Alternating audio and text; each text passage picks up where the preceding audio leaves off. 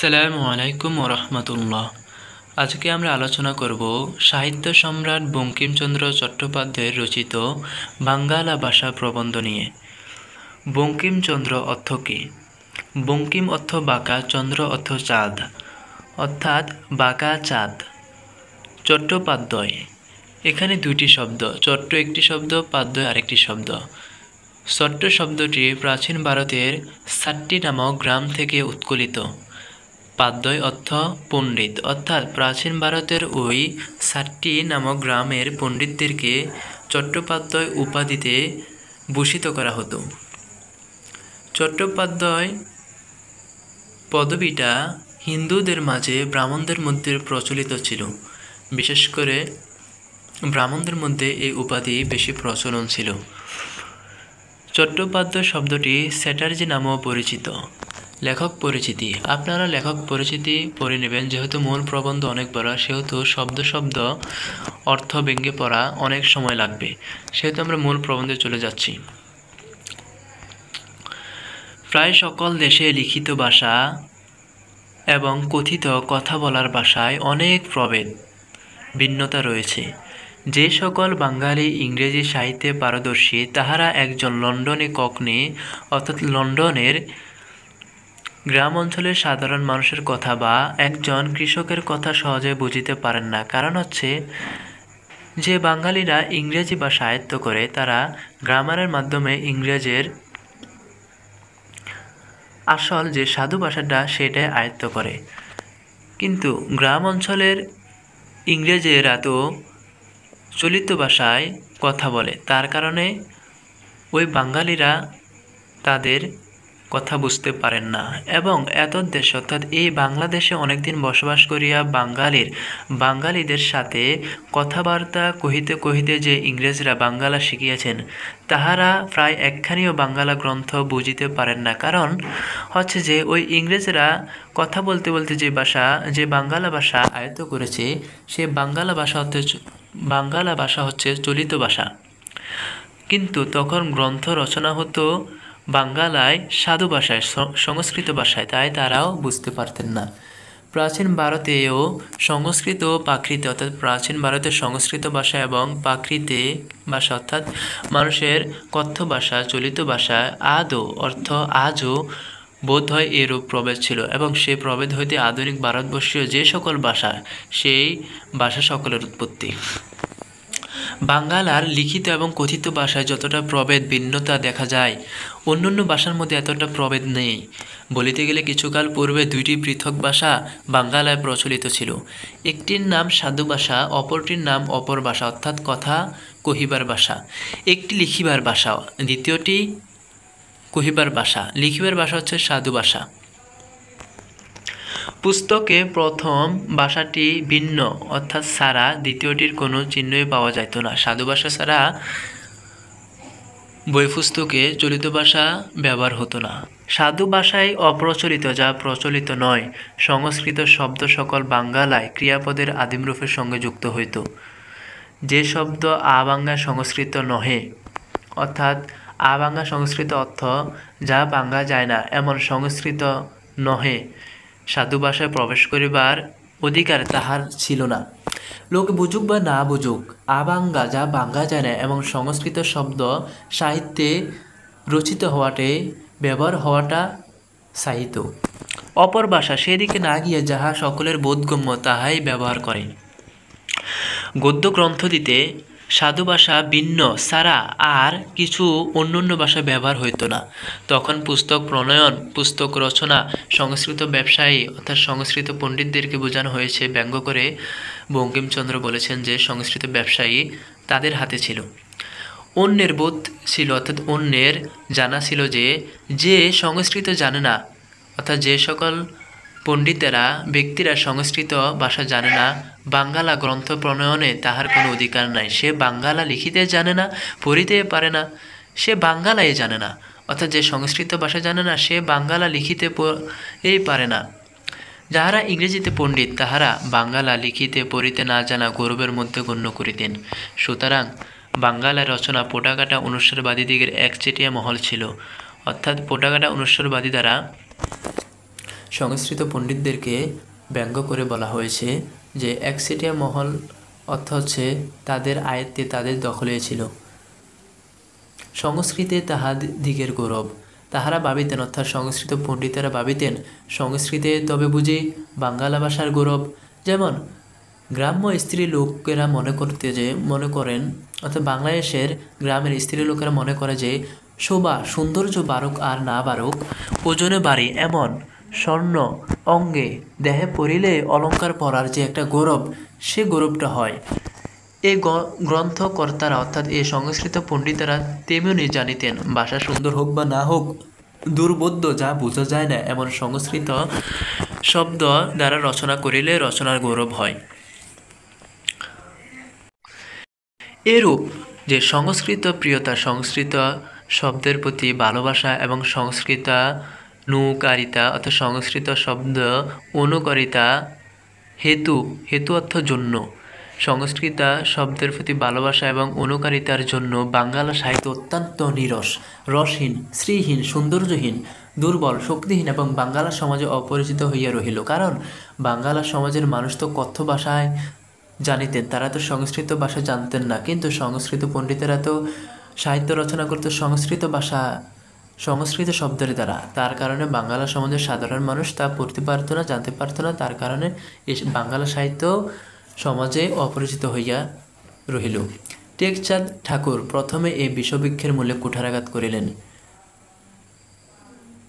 এই শব্দটি এই লাইনের ব্যাখ্যায় পরীক্ষা আসতে পারে, তাই আপনারা অর্থাৎ পড়ে নেবেন যে টেকচাঁদ ঠাকুর, তার আসল নাম হচ্ছে পেরিচাঁদ মিত্র। টেকচাঁদ ঠাকুর পেরিচাঁদ মিত্র যখন সংস্কৃত পণ্ডিতেরা সাহিত্য রচনা করত সংস্কৃত শব্দের দ্বারা, তারা অন্যান্য ভাষা, কথ্য ভাষা, মানুষের প্রচলিত ভাষা দ্বারা সাহিত্য রচনা করতে দিতেন না। তখনই টেকচাঁদ ঠাকুর সর্বপ্রথম তিনি মানুষের কথ্য ভাষায়, যে ভাষা সকলে কথোপকথন করে, সে ভাষায় আলালের ঘরের দুলাল নামক একটি প্রবন্ধ রচনা করেন। সেই প্রবন্ধ রচনার মাধ্যমেই বাংলা সাহিত্যে কথ্য ভাষার প্রচলন হয়। অর্থাৎ এই টেকচাঁদ ঠাকুর তিনি ছিলেন ইংরেজিতে সুশিক্ষিত, ইংরেজিতে প্রচলিত ভাষার মহিমা সৌন্দর্য দেখিয়াছিলেন এবং বুঝিয়াছিলেন। অর্থাৎ ইংরেজরা তারা প্রচলিত ভাষায় তাদের সাহিত্য রচনা করেন। তাদের প্রচলিত ভাষার সাহিত্য রচনা দেখে টেকচাঁদ ঠাকুর দেখলেন যে তাদের প্রচলিত ভাষার সাহিত্য রচনাগুলো খুব সুন্দর হয়। তাই তিনি ভাবিলেন যে ইংরেজিতে যদি প্রচলিত ভাষায় সাহিত্য রচনা হতে পারে, তাহলে বাংলার প্রচলিত ভাষাতে বা কেন গদ্য গ্রন্থ রচিত হইবে না? যে ভাষায় সকলে কথোপকথন করে কথা বলে, তিনি সে ভাষায় আলালের ঘরের দুলাল প্রণয়ন করিলেন। আর আলালের ঘরের দুলাল প্রণয়নের মাধ্যমে সেই দিন হইতে বাংলা ভাষার শ্রীবৃদ্ধি, সৌন্দর্য বৃদ্ধি শুরু হয়। সেই দিন হইতে অর্থাৎ শুকনো গাছের, তরুরথ গাছের মূলে জীবন বাড়ি, অর্থাৎ জীবনের যে প্রবাহটা সেটা বীজলো, নিষিক্ত অর্থ বীজ আর কি, বীজলো। অর্থাৎ এই যে সাহিত্য এতদিন শুকনো ছিল, একটি শুকনো গাছের মতো ছিল। কেননা সাহিত্য এতদিনে সকলে রচনা করতে, পাঠ করতে পারত না। কেননা সংস্কৃত পণ্ডিতেরা সাহিত্য কেবলমাত্র সংস্কৃত শব্দ দ্বারাই রচনা করত। যখন টেকচাঁদ ঠাকুর, পেরিচাঁদ মিত্র কথ্য ভাষায়, মানুষের কথা বলার ভাষা আলালের ঘরের দুলাল রচনা করিলেন, তখন সকলেই সাহিত্য পড়তে পারে। আর তাই বলা হয়েছে যে সেই দিন হইতে শুকনো গাছের মূলে জীবন বাড়ি নিষিক্ত হইল। সেই দিন হইতে সাধু ভাষা এবং অপর ভাষা দুই প্রকার ভাষাতে বাংলা গ্রন্থ প্রণয়ন হইতে লাগিল। যেদিন টেকচাঁদ ঠাকুর আলালের ঘরে দুলাল রচনা করা শুরু করল, ইহা দেখিয়া সংস্কৃত ব্যবসায়ী অর্থাৎ সংস্কৃত পণ্ডিতেরা জ্বালাতন হইয়া উঠিলেন। অপর ভাষা তাহাদের বড় ঘৃণ্য, সংস্কৃত ছাড়া অন্য ভাষা তাহারা ঘৃণা করে। মধ্যমূর্খী এবং টেকচাঁদি বাঙ্গালা এককালে প্রচলিত হইয়া ভট্টাচার্য গোষ্ঠীকে আকুল করিয়া তুলিল। এই লাইনটির ব্যাখ্যায় বইয়ের মধ্যে রয়েছে, তা আমি আর ব্যাখ্যা করলাম না, আপনারা বই খুলে দেখে নেবেন। এক্ষণে বাংলা ভাষার সমালোচকেরা দুই সম্প্রদায়ে বিভক্ত হইয়াছেন। একদল খাঁটি সংস্কৃতবাদী যে তাদের মত ছিল যে গ্রন্থের সংস্কৃতমূলক শব্দ ছাড়া অন্য শব্দ ব্যবহার হয় তাহাদের বিবেচনা ঘৃণাযোগ্য। অপর সম্প্রদায় বলেন, তোমাদের ও কোচকচি বাঙ্গালা নহে, অর্থাৎ কোচকচি দ্বারা যে সকল শব্দ বর্ণ উচ্চারণ করতে নাকের সাহায্য লাগে সে সকল বর্ণকে ইঙ্গিত করে বলা হয়েছে। উহা আমরা কোনো গ্রন্থে ব্যবহার করিতে দিব না। অর্থাৎ যে সংস্কৃত পণ্ডিতদের বিরোধী যে এক সম্প্রদায় গড়ে উঠেছে তাহারা বলিতেছে যে তোমরা সংস্কৃত শব্দ ছাড়া অন্যান্য ভাষা যেরূপ ব্যবহার করিতে দিবে না, ঘৃণার যোগ্য তোমাদের, তেমনি করে তোমাদেরও কোচকচি যে সকল সংস্কৃত শব্দগুলো আমরা কি গ্রন্থে ব্যবহার করিতে দিব না। যে ভাষা বাঙ্গালা সমাজে প্রচলিত, যাহাতে বাঙ্গালা নিত্য সকল কার্য সম্পাদিত হয়, যাহা সকল বাঙালিতে বুঝে, তাহাই বাঙ্গালা ভাষা, তাহাই গ্রন্থাদির ব্যবহারযোগ্য। অধিকাংশ সুশিক্ষিত ব্যক্তি এতক্ষণে এর সম্প্রদায়ভুক্ত, অর্থাৎ যে নব্য সম্প্রদায়দের ভুক্ত হচ্ছেন, যারা সংস্কৃত পণ্ডিতদের বিরোধী যে সম্প্রদায় তাদের সম্প্রদায়ভুক্ত হয়েছেন অধিকাংশ সুশিক্ষিত ব্যক্তি। আমরা উভয় সম্প্রদায়ের এক জন করে মুখপাত্র অর্থাৎ প্রতিনিধি নিযুক্ত করে তাদের উক্তি এ প্রবন্ধে আলোচনা করব এবং স্থূল বিষয়ের অর্থাৎ মোটা বিষয়ের মীমাংসা করিতে চেষ্টা করিব। বঙ্কিমচন্দ্র চট্টোপাধ্যায় বলেন যে সংস্কৃতবাদী সম্প্রদায়ের মুখপাত্র স্বরূপ আমরা রামগতি ন্যায়রত্ন মহাশয়কে গ্রহণ করিতেছি। বিদ্যাসাগর, এখন কেন আমরা রামগতি ন্যায়রত্ন মহাশয়কে গ্রহণ করিতেছি অথচ বিদ্যাসাগর প্রভৃতি মহামহোপাধ্যায় বড় বড় এসব পণ্ডিত থাকিতে আমরা ন্যায়রত্ন মহাশয়কে এ সম্প্রদায়ের মুখপাত্র স্বরূপ গ্রহণ করলাম, ইহাতে সংস্কৃতবাদীদের প্রতি কিছু অবিচার হয়, ইহা আমরা স্বীকার করি। ন্যায়রত্ন মহাশয় সংস্কৃতে সুশিক্ষিত, কিন্তু ইংরেজি জানেন না।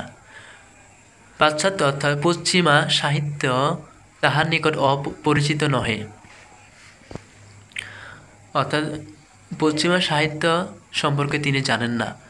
তাহার প্রণীত বাঙ্গালা সাহিত্য বিষয়ক প্রস্তাবে, অর্থাৎ তিনি একটি গ্রন্থ রচনা করেন বাংলা সাহিত্য বিষয়ক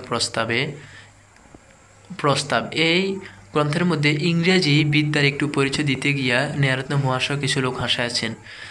তিনি ইংরেজি জানেন না, তারপরে ইংরেজির একটু পরিচয় দিতে গিয়ে তিনি যে অর্থাৎ ইংরেজি যে বিদ্যাটা দিতে গিয়েছেন সেটি হয়তো ভুল ছিল, তাই মানুষ হেসেছিল, তাই বুঝিয়েছিল। অর্থাৎ যে বিষয়ে পারদর্শী না সে বিষয়ে জ্ঞান দিতে গেলে তো কীরূপ জ্ঞান দিবে তা সকলে জানেন।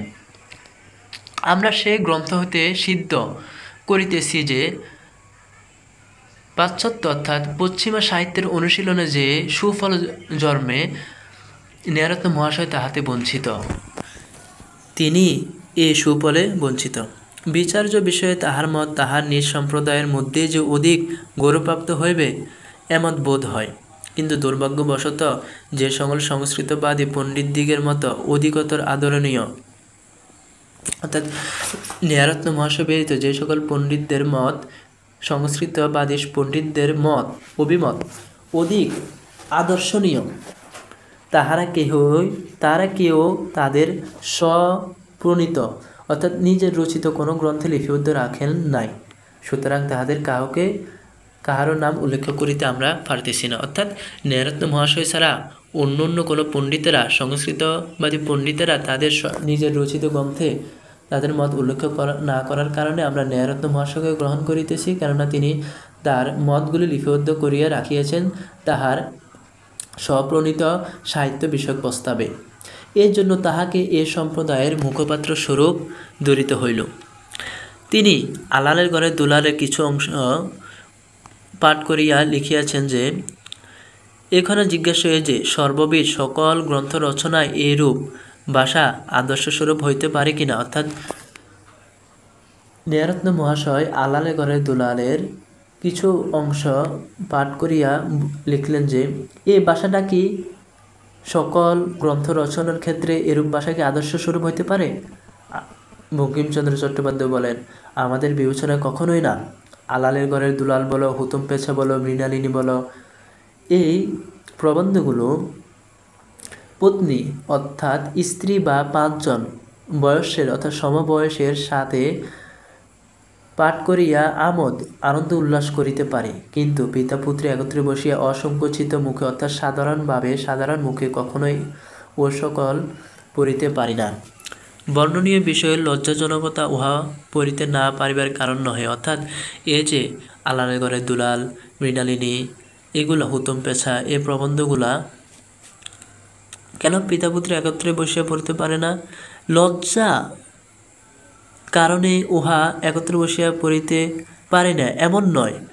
এই ভাষার কেমন একরূপ ভঙ্গি আছে, যাহা গুরুজন সমক্ষে অর্থাৎ গুরুজনের সামনে উচ্চারণ করিতে লজ্জাবোধ হয়।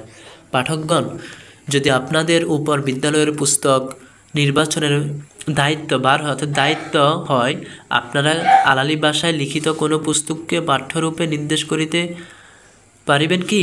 বোধ হয়ে পারিবেন না। কেন পারিবেন না? ইহার উত্তরে অবশ্যই এই কথা বলিবেন যে এরূপ ভাষা বিশেষ শিক্ষাপ্রদ নয় এবং উহা সর্বসমক্ষে পাঠ করিতে লজ্জাবোধ হয়। অতএব বলিতে হইবে যে আলালি ভাষা সম্প্রদায় বিশেষের বিশেষ মনোরঞ্জিকা, অর্থাৎ বিশেষ কোনো সম্প্রদায়ের বিশেষ মনোরঞ্জিকা, অর্থাৎ মনকে আনন্দ দেয়। তা হলেও উহা সর্ববিধ সকল পাঠকের পক্ষে উপযুক্ত নহে। যদি তাহা না হইল, তবে আবার জিজ্ঞাসা হইতেছে যে এরূপ ভাষা গ্রন্থ রচনা হওয়া উচিত কিনা? আমাদের মনে হয় অবশ্যই উচিত। বঙ্কিমচন্দ্র চট্টোপাধ্যায় বলেন, আমাদের বোধ হয় অবশ্যই উচিত। যেমন ফলারে বসিয়া অনবরত মিঠাই মান্ডা খাইলে জিহ্বা একরূপ বিকৃত হইয়া যায়। মধ্যে মধ্যে আদার কুচি ও কুমড়ার খাট্টা মুখে না দিলে সেই বিকৃতি নিবারণ হয় না।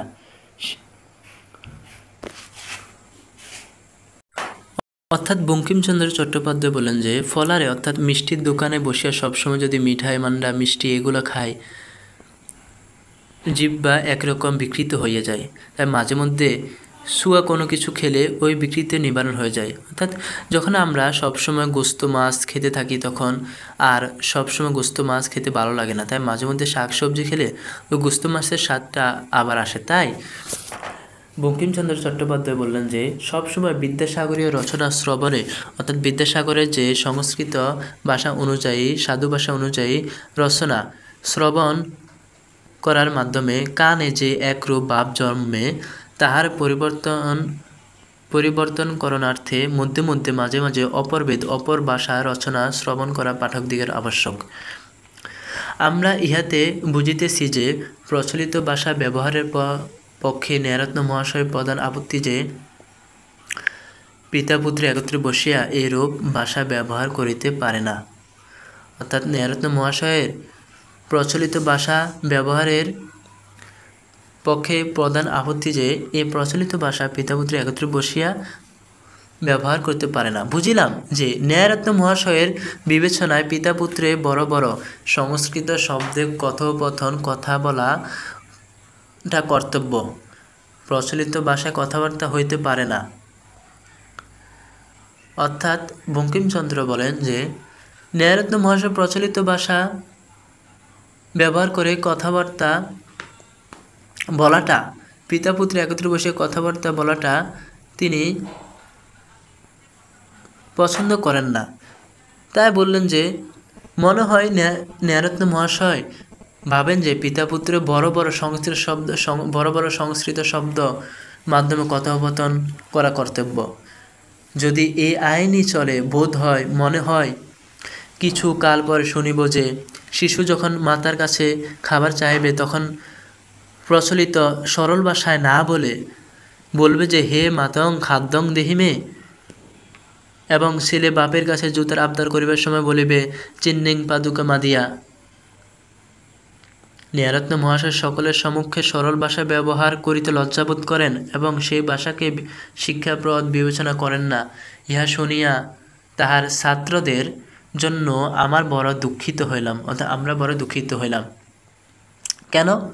যে মনে হয় তিনি তার ছাত্রদেরকে উপদেশ দিবার সময় লজ্জাবশত অর্থাৎ যে প্রচলিত শব্দ ব্যবহার করা তাহার নিকট লজ্জা লাগে, সে লজ্জাবশত দেয়ার গুজি সমাজ পরম্পরা বিনাশে তাহাদিগের মাথা ঘুরাইয়ে দেন। অর্থাৎ একসাথে অনেকগুলো সমাজবদ্ধ পদ ব্যবহার করে তার ছাত্রদের উপদেশ দিবার সময় শিক্ষা দেওয়া তো দূরের কথা, তাদের মাথায় ঘুরাইয়া দেন। তাহারা যে এবংবিদ অর্থ এরূপ শিক্ষায় অধিক বিদ্যা অর্জন করে মত বোধ হয় না। কেননা আমাদের স্থূল মোটা বুদ্ধিতে ইহাই উপলব্ধি হয় যে যাহা বুঝিতে না পারা যায় তাহা হইতে কিছু শিক্ষা লাভ হয় না। আমাদের এরূপ বোধ আছে যে সরল ভাষায় শিক্ষাপদ।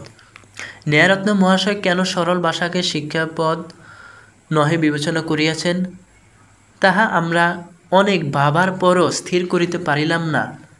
তবে বোধ হয় বাল্য সংস্কার অর্থাৎ ছোটকালের ধারণা ভিন্ন অর্থাৎ সারা আর কিছুই সরল ভাষা, প্রচলিত ভাষা, কথ্য ভাষার প্রতি তাহার বিতরাগ অর্থাৎ অনীহার কারণ নহে। আমরা আরও বিস্মিত হইয়া অর্থাৎ আশ্চর্য হইলাম যে তিনি স্বয়ং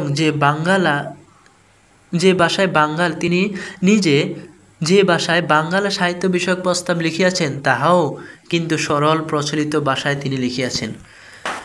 টেকচাঁদি ভাষার সঙ্গে এবং তাহার ভাষার সঙ্গে অর্থাৎ ন্যায়রত্ন মহাশয় যে প্রবন্ধ লিখিয়াছেন বাঙ্গালা সাহিত্য বিষয়ক প্রস্তাব, সেই প্রবন্ধের ভাষার সঙ্গে কোনো প্রভেদ নাই। প্রভেদ কেবল এই যে টেকচাঁদে রঙ্গরস আছে, ন্যায়রত্নে কোনো রঙ্গরস নাই। তিনি যে বলিয়াছেন পিতা পুত্রে একত্রে বসিয়া অসংকোচিত সাধারণ মুখে টেকচাঁদি ভাষা পড়িতে পারা যায় না, তাহার প্রকৃত কারণ টেকচাঁদে রঙ্গরস আছে আর বাংলাদেশে পিতা পুত্রে একত্রে বসিয়া রঙ্গরস পড়িতে পারে না।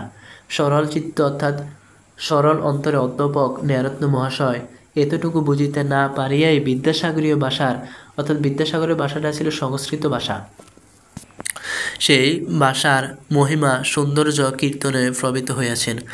ভাষা হইতে রঙ্গরস উঠাইয়া দেওয়া যদি ভট্টাচার্য মহাশয় দিগের মতো হয় তবে তাহারা সে বিষয়ে যত্নবান হন,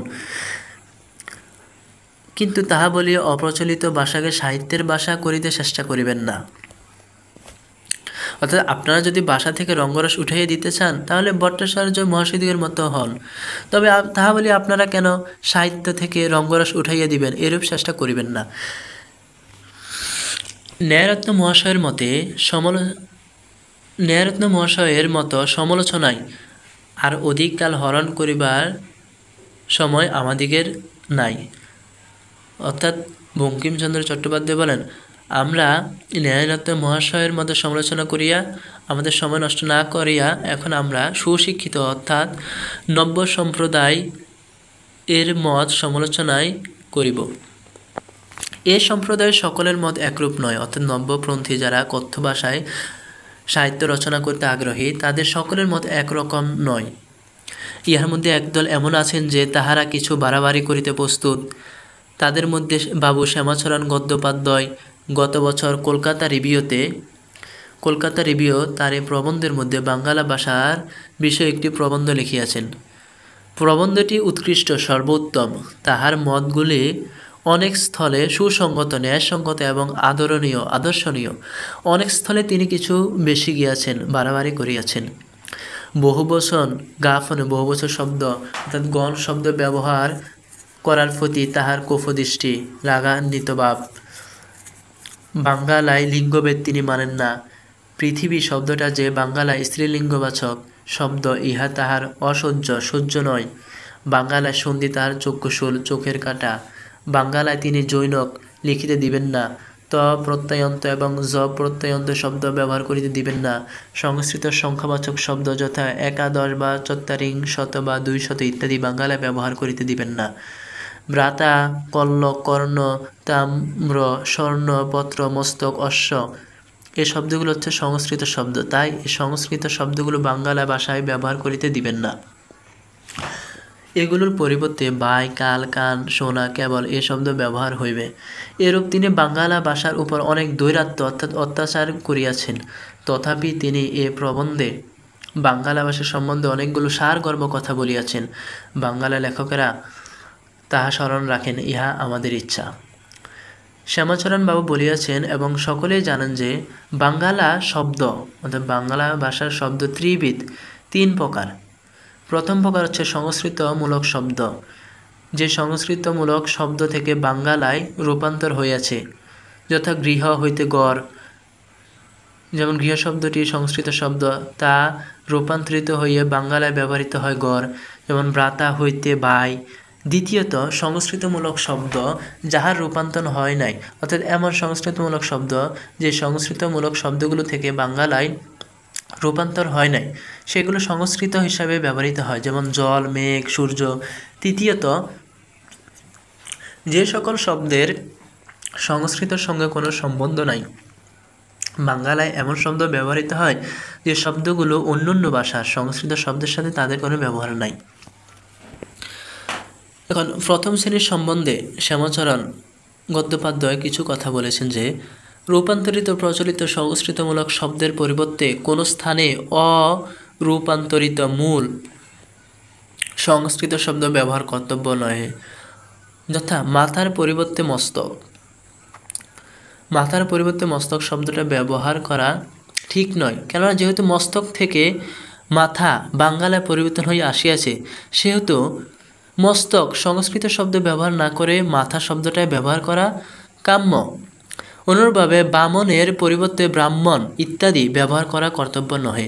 আমরা বলি যে এখানে, অর্থাৎ বঙ্কিমচন্দ্র চট্টোপাধ্যায় বলেন, এখানে বামন ও যেমন প্রচলিত, ব্রাহ্মণও সেরূপ প্রচলিত, পাতাও যেরূপ প্রচলিত, পত্রও ততদূর না হোক প্রায় সেরূপ প্রচলিত। যাহা প্রচলিত হইয়াছে তাহা উচ্ছেদে, অর্থাৎ তাহা বিলুপ্তের মাধ্যমে কোনো ফল নাই এবং উচ্ছেদ সম্ভব নহে। কেহ যত্ন করিয়া মাতা, পিতা, ভ্রাতা, গৃহ, তাম্র বা মস্তক ইত্যাদি শব্দকে বাঙ্গালা ভাষা হইতে বহিষ্কৃত বাহির করিতে পারিবে না। আর বহিষ্কৃত বাহির করিয়া বা ফল কি? এ বাঙ্গালা দেশে কোনো চাষি অর্থাৎ কৃষক আছে যে দান্য পুষ্করিণী, অর্থাৎ যে পুকুরে যে জমিতে ধান চাষ করা হয়, এমন গৃহ বা মস্তক ইত্যাদি শব্দের অর্থ বোঝে না এমন কোনো কৃষক চাষি আছে যে সব দান্য, পুষ্করিণী,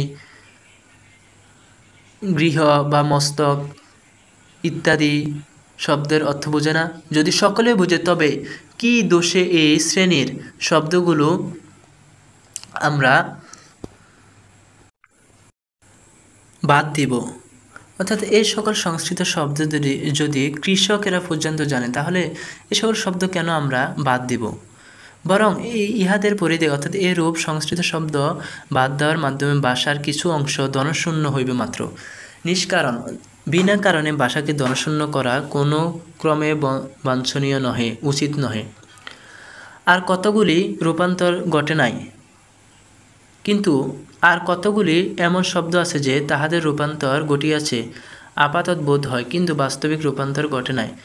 কেবল সাধারণের উচ্চারণের বৈলক্ষণ্য ঘটিয়াছে। সকলে উচ্চারণ করে খেউরি, কিন্তু খৌরি লিখিলে সকলে বুঝে যে এ সেই খেউরি শব্দ। এ স্থলে খৌরিকে পরিত্যাগ করিয়া খেউরি প্রচলিত করায় কোনো লাভ নেই, বরং এমন স্থানে আদিম সংস্কৃত ভাষার রূপটি বজায় রাখিলে ভাষার স্থায়িত্ব জন্মে। কিন্তু এমন অনেকগুলি শব্দ আছে যে তাহার আদিম রূপ, অর্থাৎ পূর্বের সংস্কৃত রূপ সাধারণ মানুষের নিকট প্রচলিত বা সাধারণের বোধগম্য নয়, জানে না। তাহার অপভ্রংশ প্রচলিত, অর্থাৎ সে সংস্কৃত শব্দের রূপান্তরিত বাঙ্গালা শব্দ মানুষের নিকট প্রচলিত এবং সকলের নিকট বোধগম্য, জানে। এমন স্থানে আদিম রূপ অর্থাৎ সংস্কৃত রূপটি কখনো ব্যবহার করা উচিত নয়। যদি আমরা এমন বলি না যে গড় প্রচলিত আছে বলিয়া গৃহ শব্দের উচ্ছেদ করিতে হইবে, অর্থাৎ বঙ্কিমচন্দ্র চট্টোপাধ্যায় বলেন, অথবা মাথা শব্দ প্রচলিত আছে বলিয়া মস্তক শব্দের উচ্ছেদ করিতে হইবে, কিন্তু আমরা এমন বলি যে অকারণে গড় শব্দের পরিবর্তে গৃহ, অকারণে মাথার পরিবর্তে মস্তক, অকারণে পাতার পরিবর্তে পত্র এবং তামার পরিবর্তে তাম্র ব্যবহার করা উচিত নয়। কেননা গড়, মাথা, পাতা, তামা বাঙ্গালা, আর গৃহ, মস্তক, পত্র, তাম্র সংস্কৃত ভাষার শব্দ। তাই অকারণে সংস্কৃত শব্দ কেন ব্যবহার করিব? বাঙ্গালা লিখিতে গিয়া অকারণে বাঙ্গালা সারিয়া সংস্কৃত কেন লিখিব? আর দেখা যায় যে সংস্কৃত সারিয়া বাঙ্গালা শব্দ ব্যবহার করিলে রচনা অধিক মধুর, সুস্পষ্ট এবং তেজস্বী শক্তিশালী হয়। হে বাতং বলিয়া যে ডাকে, বোধ হয় যে সে যাত্রা করিতেছে। বাইরে বলিয়া যে ডাকে, তাহার ডাকে মন উছলিয়া ওঠে। অর্থাৎ ব্রাত শব্দ বলার মাধ্যমে এমন কোনো মাধুর্যতা, মায়াভাব সৃষ্টি হয় না, কিন্তু বাইরে যখন ডাকে সেখানে মায়ার সৃষ্টি হয়। আর বাইরে শব্দটি হচ্ছে বাঙ্গালা, আর ব্রাতং শব্দটি হচ্ছে সংস্কৃত। অতএব আমরা ব্রাতা শব্দ উঠাইয়া দিতে চাই না বটে। বঙ্কিমচন্দ্র চট্টোপাধ্যায় বলেন যে আমরা ব্রাতা শব্দ উঠাইয়া দিতে চাই না বটে, কিন্তু সচরাচর আমরা বায় শব্দটি ব্যবহার করিতে চাই, ব্রাতা শব্দ রাখিতে চাই। তাহার কারণ এই যে সময় সময়ে ব্রাতা শব্দের ব্যবহারটা বড় উপকার হয়। ভ্রাতৃত্ব ভাব এবং বায়ভাব, ভ্রাতৃত্ব এবং বায়গিরি, এই দুইটি শব্দের তুলনা দ্বারাই বোঝা যাবে কেন ভ্রাতৃ শব্দ এবং বাঙ্গালা বজায় রাখা উচিত, কেন সংস্কৃতে এই শব্দটি ভ্রাতৃ শব্দটি বাঙ্গালা বজায় রাখা উচিত। এই দুইটি শব্দর পার্থক্যের মাধ্যমে বোঝা যাবে। এ স্থলে বলিতে হয় যে আজিও অকারণে প্রচলিত বাঙ্গালা সারিয়া সংস্কৃত ব্যবহারে, বাই সারিয়া অকারণে ভ্রাতৃ শব্দের ব্যবহারে অনেক লেখকের বিশেষ ভক্তি আছে। অনুরক্তি অর্থ ভক্তি। অনেক বাঙ্গালা রচনা যে নিরস, নিস্তেজ এবং অস্পষ্ট, ইহাই তাহার কারণ। অকারণে বাঙ্গালা সারিয়া সংস্কৃত শব্দ ব্যবহার কারণে যে বাঙ্গালা রচনা যে রসহীন, নিস্তেজ, অস্পষ্ট, এটাই তাহার কারণ। অকারণে বাঙ্গালা সারিয়া সংস্কৃত ব্যবহার করা। দ্বিতীয় শ্রেণীর শব্দ, অর্থাৎ যে সকল সংস্কৃত শব্দ রূপান্তর না হইয়া বাঙ্গালায় প্রচলিত আছে, তার সম্বন্ধে বিশেষ কিছু বলিবার নাই। তৃতীয় শ্রেণীর শব্দ, অর্থাৎ যে সকল শব্দ সংস্কৃতের সহিত, সংস্কৃত শব্দের ভাষার সাথে সম্বন্ধ নেই, সম্বন্ধ শূন্য, তার সম্বন্ধে শ্যামাচরণ বাবু যাহা বলিয়াছেন তাহা অত্যন্ত সারগর্ভ এবং আমরা তাহার সম্পূর্ণ অনুমোদন করি। অর্থাৎ বঙ্কিমচন্দ্র চট্টোপাধ্যায় তার সম্পূর্ণ অনুমোদন করে। সংস্কৃত প্রিয় লেখকদিগের অভ্যাস যে এই শ্রেণীর, কোন শ্রেণীর? যে শ্রেণীর শব্দগুলোর সাথে সংস্কৃত শব্দের কোনো মিল নেই, অর্থাৎ এই শ্রেণীর শব্দগুলো অন্য অন্য ভাষার, আরবি, বাংলা, ফার্সি, হিন্দি, উর্দু, এই সকল ভাষা, এই সকল ভাষার শব্দ সকল তাহারা রচনা হইতে একেবারে সংস্কৃতবাদী পণ্ডিতেরা একেবারে বাহির করিয়া দেন। অন্যের রচনায় সে সকল শব্দের ব্যবহার, অন্যদের রচনায় সেই সকল শব্দের ব্যবহার দেখলে শেলের ন্যায়, তিলের ন্যায় তাদেরকে বিদ্ধ করে। ইহার পর মূর্খতা আমরা আর দেখি না। যদি কোনো ধনবান ইংরেজের অর্থভাণ্ডারে হালি অর্থাৎ বর্তমান এবং বাদশাহী দুই প্রকার মোহর থাকে এবং সে ইংরেজ যদি যাত্রা বিমানের বশ হইয়া বিবির মোহরওয়ালা মোহর রাখিয়া ফার্সি লেখা মোহরগুলি ফেলিয়া দেয়, তবে সকলে সে ইংরেজকে গুরুতর মূর্খ বলিবে। অর্থাৎ যদি কোনো ইংরেজ, তার অর্থভাণ্ডারে দুই প্রকারের মোহর রয়েছে, একটি হচ্ছে বর্তমানের যে রূপার মোহর, আরেকটি হচ্ছে বাদশাহী আমলের ফার্সি হরফে অঙ্কিত স্বর্ণের মোহর। এই দুই প্রকার মোহর থাকে। সে যদি জাতীয় অভিমানের বশবর্তী হইয়া সে বাদশাহী আমলের স্বর্ণের মোহরগুলো ফেলে দিয়ে বর্তমান আমলের রূপার মোহরগুলো রাখে, তাকে সকলে মূর্খ বলিবে। কিন্তু ভাবিয়ে দেখিলে এই যে সংস্কৃত পণ্ডিতেরা সেই মতো মূর্খ। তাহার পরে অপ্রচলিত সংস্কৃত শব্দকে বাংলা ভাষায় নতুন সন্নিবেশিত করার ঔচিত্য বিচার্য। দেখা যায় লেখকেরা ভুরি ভুরি অসংখ্য অপ্রচলিত নতুন সংস্কৃত শব্দ প্রয়োজনে বা নিষ্প্রয়োজনে, প্রয়োজন ছাড়া ব্যবহার করিয়া থাকেন। বাঙ্গালা আজও অসম্পূর্ণ ভাষা, তাহার অভাব পূরণ করিবার জন্য অন্য অন্য ভাষা হইতে সময়ে সময়ে শব্দ কার্য করিতে হয়। কার্য করিতে হইলে চিরকেলে মহাজন সংস্কৃতের কাছে দাঁড় করা কার্য করা কর্তব্য। কারণ হচ্ছে প্রথমত সংস্কৃত মহাজনে পরমধ্বনি, ইহার রত্নময় শব্দ ভাণ্ডার হইতে যাহা চাও তাহাই পাওয়া যায়। দ্বিতীয়ত সংস্কৃত হইতে শব্দ লইলে বাঙ্গালার সঙ্গে ভালো মিশে। বাঙ্গালার অস্থি অর্থাৎ হাড্ডি, মজ্জা, মগজ, শোণিত, রক্ত, মাংস সংস্কৃত হতেই গঠিত। তৃতীয়ত হচ্ছে সংস্কৃত হইতে নতুন শব্দ লইলে অনেকে বুঝিতে পারে, ইংরেজি বা আরবি হইতে লইলে কে বুঝিবে। মধ্যকর্ষণ বলিলে কতক অর্থ অনভিজ্ঞ লোকেও বোঝে, অর্থ সম্পর্কে জানে না এমন লোকেও মধ্যকর্ষণ বললে বোঝে, কিন্তু গ্রাভিটেশন বললে ইংরেজি যাহারা না বুঝে তাহারা কেহই বুঝাইবে না। অতএব যেখানে বাঙ্গালা শব্দ নাই সেখানে অবশ্যই সংস্কৃত হইতে অপ্রচলিত শব্দ গ্রহণ করিতে হইবে। এটা হচ্ছে বঙ্কিমচন্দ্র চট্টোপাধ্যায়ের মত।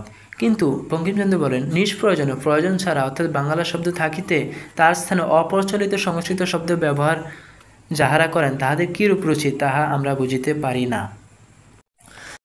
স্থূল কথা, সাহিত্য কি জন্য, গ্রন্থ কি জন্য, যে পড়িবে তাহার বুঝিবার জন্য, না বুঝিয়া বহি বন্ধ করিয়া পাঠক ত্রাহি ত্রাহি অর্থাৎ বাছা বাছা করিয়া ডাকিবে। বোধ হয় মনে হয় এই উদ্দেশ্যে কেউ গ্রন্থ লিখে না। যদি এ কথা সত্য হয় তবে যে ভাষা অধিকাংশ লোকের বোধগম্য অধিকাংশ লোকে জানে, অথবা যদি সকলের বোধগম্য কোনো ভাষা না থাকে তবে যে ভাষা অধিকাংশ লোকের বোধগম্য তাহাই গ্রন্থ প্রণীত হওয়া উচিত। যদি কোনো লেখকের এমন উদ্দেশ্য থাকে যে আমার গ্রন্থ কেবলমাত্র 2-4 জন শব্দ বিষয়ে পণ্ডিত তারাই বুঝবে, আর কাহারও বুঝিবার প্রয়োজন নাই, তবে তিনি গিয়া দুরহ কঠিন ভাষার গ্রন্থ প্রণয়নে প্রবৃত্ত হন, আর ওই গ্রন্থ প্রণয়নকারীর যে যশ করে করুক, কিন্তু আমরা কখনো যশ করিব না, অর্থাৎ খ্যাতি প্রশংসা করিব না। তিনি 2-1 জনের উপকার করিলে করিতে পারেন, কিন্তু আমরা তাহাকে পরোপকার কাতর অর্থাৎ পরের উপকারে অনীহা অনিচ্ছায় এবং খল স্বভাব খারাপ স্বভাব পাষণ্ড দয়াহীন বলিব। তিনি জ্ঞান বিতরণে প্রবৃত্ত হইয়া চেষ্টা করিয়া অধিকাংশ পাঠককে আপনার জ্ঞানভাণ্ডার হইতে দূরে রাখেন। যিনি যথার্থ গ্রন্থকার তিনি জানেন যে পরোপকার ভিন্ন ছাড়া রচনার অন্য উদ্দেশ্য নাই। অতএব যত অধিক ব্যক্তি গ্রন্থের মর্ম গ্রহণ করিতে পারে ততই অধিক ব্যক্তি উপকৃত, ততই গ্রন্থের সাফলতা। জ্ঞানে মানুষের মাত্র তুলাধিক, অর্থাৎ জ্ঞান অর্জনের ক্ষেত্রে সকল মানুষের সমান অধিকার। যদি সে সর্বজনের প্রাপ্য যে সকলে পাবে এমন প্রাপ্যধনকে তুমি এমন কঠিন ভাষায় লিখিয়া রাখো যে কেবল যে কয়েকজন পরিশ্রম করিয়া সে ভাষা শিখিয়াছে তাহারাই ভিন্ন, আর কেহ তাহা পাইতে পারিবে না, তবে তুমি অধিকাংশ মানুষকে তাহাদের তাদের অধিকার হইতে বঞ্চিত করিলে। সত্যার্থ অধিকার, তুমি সেখানে বঞ্চক মাত্র, তুমি সেখানে কি গ্রন্থক না। তাই বলিয়া আমরা এমন বলিতেছি না যে বাঙ্গালার লিখন পঠন হুতুমি ভাষায় হওয়া উচিত। বঙ্কিমচন্দ্র বলেন যে আমরা এরূপও বলিতেছি না যে বাঙ্গালার লিখন পঠন হুতুমি ভাষা হওয়া উচিত, তাহা কখনো হইতে পারে না। যিনি যত চেষ্টা করুন লিখনের ভাষা এবং কথা বলার ভাষা চিরকাল স্বতন্ত্র আলাদা থাকিবে, কারণ কথা বলার এবং লিখার উদ্দেশ্য ভিন্ন। কথা বলার উদ্দেশ্য কেবল সামান্য জ্ঞাপন, কিন্তু লিখনের উদ্দেশ্য শিক্ষা দেওয়া চিত্ত সঞ্চালন। এই মহৎ উদ্দেশ্যে হুতুমি ভাষা কখনো সিদ্ধ পরিপূর্ণ হইতে পারে না। হুতুমি ভাষা দরিদ্র, ইহার তত শব্দদন নাই। হুতুমি ভাষা নিস্তেজ তেজহীন, ইহার তেমন বাঁধন নাই। হুতুমি ভাষা অসুন্দর এবং যেখানে অশ্লীল নয় সেখানে পবিত্রতা শূন্য, অর্থাৎ যেখানে অশ্লীল নেই সেখানে ভালো কোনো কিছুর দামও নেই, অপবিত্রতা না থাকলে পবিত্রতার কোনো দাম নেই। হুতুমি ভাষায় কখনো গ্রন্থ প্রণীত হওয়া কর্তব্য নহে। যিনি হুতুম পেশা লিখিয়াছেন তাহার রুচি বা বিবেচনায় প্রশংসা করি না। টেকচাঁদি ভাষা হুতুমি ভাষার এক পৈঠা উপর, অর্থাৎ টেকচাঁদি ভাষার হুতুমি ভাষা একই রকমের। হাস্য এবং করুণ দুঃখের রসের ইহা বিশেষ উপযোগী। স্কচ কবি বর্ণস হাস্য ও করুণ রসাত্মিকা কবিতায় স্কচ ভাষা ব্যবহার করিতেন। গম্ভীর এবং উন্নত বিষয়ে ইংরেজি ব্যবহার করিতেন। গম্ভীর এবং উন্নত বা চিন্তাময় বিষয়ে টেকচাঁদি ভাষায় কুলায় না, অর্থাৎ বোঝা যায় যে টেকচাঁদি ভাষাটা সাধারণ ভাষায় ব্যবহার হওয়া উচিত।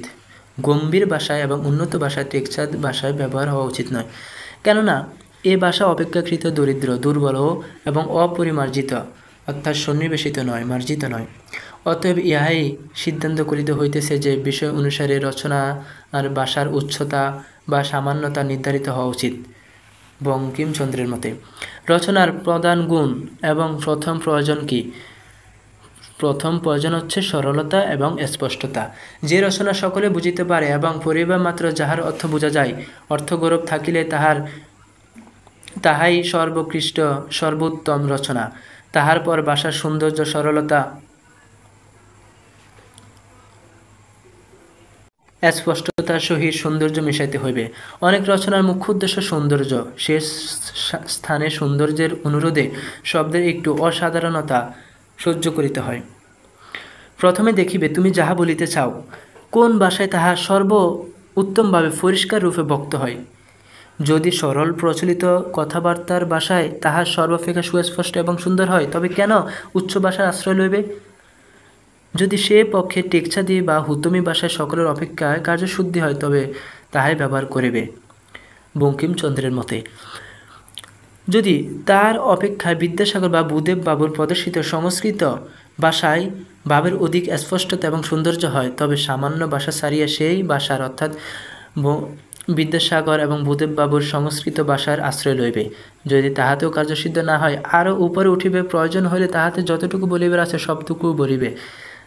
তার জন্য ইংরেজি, ফার্সি, আরবি, সংস্কৃত, গ্রাম্য, বর্ণ যে ভাষা শব্দ প্রয়োজন তাহা গ্রহণ করিবে।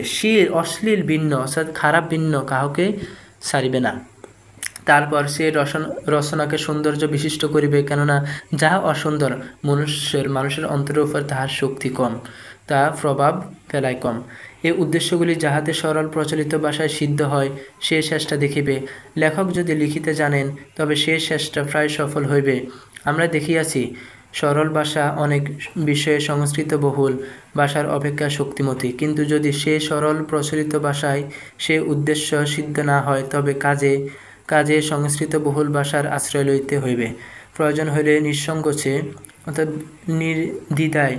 নির্বাধায় সে আশ্রয় লইবে। ইহা আমাদের বিবেচনা অর্থাৎ বঙ্কিমচন্দ্র চট্টোপাধ্যায়ের বিবেচনায় ইহাই বাঙ্গালা রচনার উৎকৃষ্ট রীতি।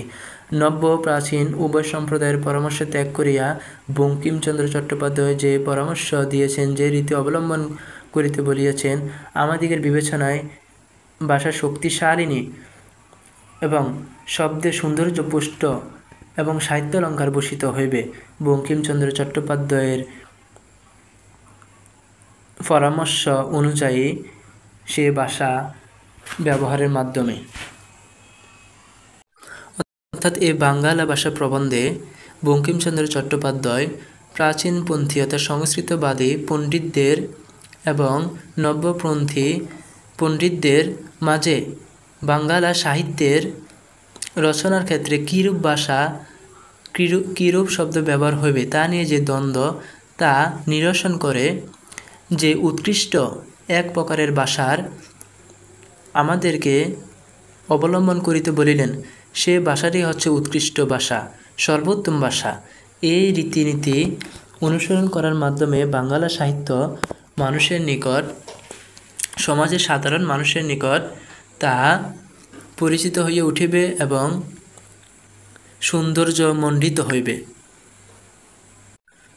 সুতরাং কেবল সংস্কৃত শব্দ দ্বারা বাঙ্গালা রচনা না করে যখন যে সকল শব্দ প্রয়োজন, যে সকল শব্দ মানুষ বোঝে, ওইরূপ শব্দ ব্যবহার করে সাহিত্য রচনা করা উচিত।